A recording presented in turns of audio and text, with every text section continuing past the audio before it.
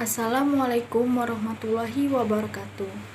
Perkenalkan, saya Alia Rahma dengan NIM 2201124 dari kelas PGMI 1, nomor absen 26, Fakultas Ilmu Tarbiyah dan Keguruan, Universitas Islam Negeri Raden Fatah Palembang. Tujuan saya dalam pembuatan video ini adalah untuk memenuhi tugas ujian tengah semester mata kuliah IPS MI atau SD yang diampu oleh Bapak Joko Rohadiwibowo MPDI.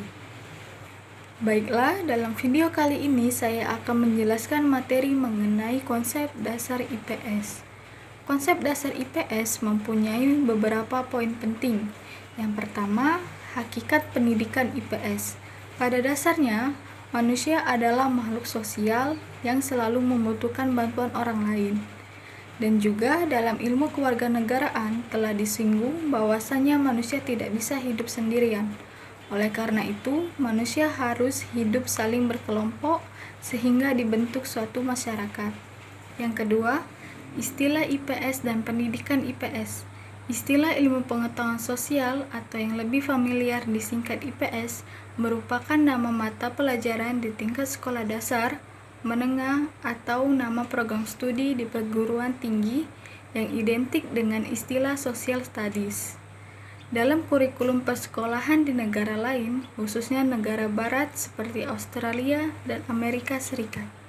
Dan istilah ilmu pengetahuan sosial yang disingkat IPS seringkali saling bertukar makna dengan istilah pendidikan IPS atau PIPS.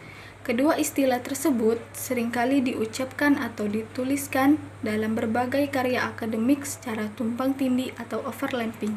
Yang ketiga, perkembangan pengertian IPS. Bidang studi IPS yang masuk ke Indonesia adalah berasal dari Amerika Serikat, yang dimana disebut dengan social studies. Pertama kali IPS dimasukkan kurikulum sekolah di Ruby, Inggris pada tahun 1827, sekitar setengah abad setelah revolusi industri abad ke-18, yang ditandai dengan perubahan penggunaan tenaga manusia menjadi tenaga mesin. IPS dimasukkan dalam kurikulum sekolah di Amerika Serikat disebabkan karena perbedaan ras yang ada di Amerika Serikat.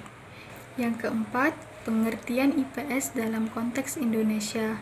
Istilah IPS di Indonesia mulai dikenal sejak tahun 1970-an sebagai hasil kesepakatan komunitas akademik.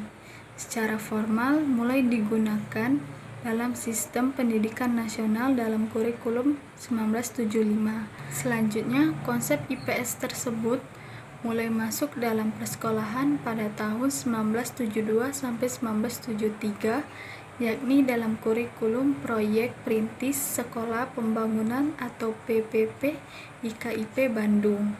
Dalam dokumen kurikulum tersebut, IPS merupakan salah satu nama mata pelajaran yang diberikan pada jenjang sekolah dasar dan menengah.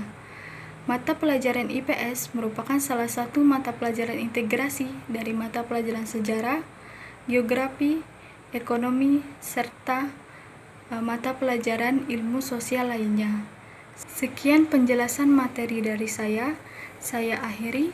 Zikir, fikir, dan amal soleh. Wallahu muwaffiq ila aqwamit thoriq.